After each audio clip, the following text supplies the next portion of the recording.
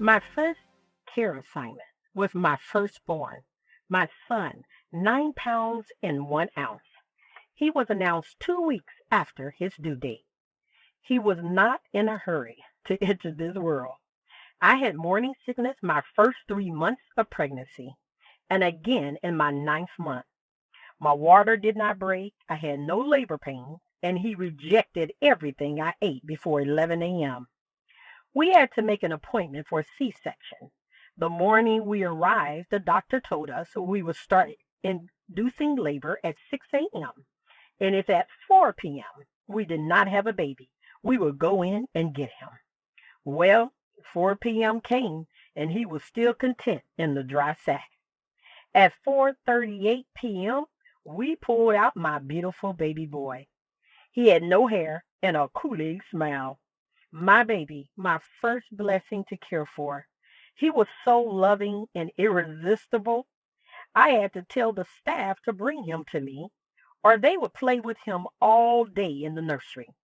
He was very content as long as he was clean and fed. I was clueless as a young mother, but thank God for her grandmother. Every time I had a question, I would call Mama, which I called my grandmother Mama. And if anyone asked me a question, I would say, Mama said. My aunt was told, my aunt once told me, Mama was not Bible, but to me she was. I remember buying a pacifier and putting it in his mouth while he was in the playpen. I continued to cook and wash dishes while my husband was at work, and I heard what sounded like a rebuttal from the playpen. I went to see what was going on because we were the only two people at home. My son was playing and the pacifier on the opposite side of him. I thought maybe he dropped it, and so I put it back in his mouth.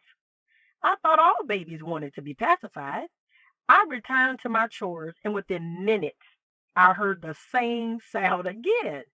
I went to check on him, and the pacifier was on the other side of the pen.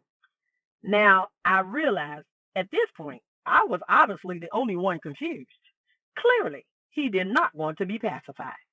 My first lesson in caregiving was to learn communication without words. I had to learn how to listen even when no one was talking. Even today, he is very loving and seeks peace without saying a word. If you're caring for someone, if you're assisting someone, maybe they're not able to speak. Maybe they are not able to verbalize what's going on with them. You're listening to another episode of Whispers of Care. We'll be right back after a quick word from our sponsors. Take charge of your financial future with Bartell's Financial Coaching, led by Teresa Bartell. We offer personalized guidance to overcome debt and achieve financial peace. Our results-oriented approach provides actionable strategies for lasting change, no matter your background. We welcome you to schedule a free consultation today at 833-252-0320. Start your journey towards a brighter financial future today. Sometimes we have to pay attention to their facial expressions. Sometimes we have to pay attention to their eyes. Sometimes their eyes will speak pain. They'll speak joy. Sometimes if they smile, you know that whatever's going on, it's okay. Sometimes tears can maybe be rolling down their eyes, but they're unable to tell you what's going on.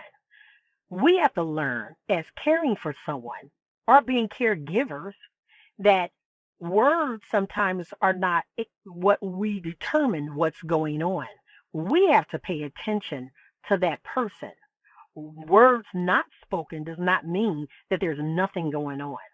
So we have to be attentive to that person as that caring person, as that caregiver, to pay attention to the response. Maybe the person will turn their body a certain way. Maybe the person will look at you a certain way with a blank stare. Their eyes are saying something is going on, but they're not able to verbalize it. As a caring person, as a caregiver, We have to pay attention because sometimes communication is without words. Let's go into our adoration prayer. Lord, you are my hiding place, and you will preserve me from trouble. You are King of kings and Lord of lords. Lord, you redeem the soul of your servants. With you is the fountain of life, and in your light shall I see light. Lord, you teach your ways and have shown your goodness in the land of the living. Lord, you are my shield and buckler. My heart trusts in you. You are my shepherd, and I shall not want. Your voice is powerful and full of majesty. Lord, your voice divides the flames of fire and shake the wilderness. Lord, you sit as king forever. You will bless your people with peace.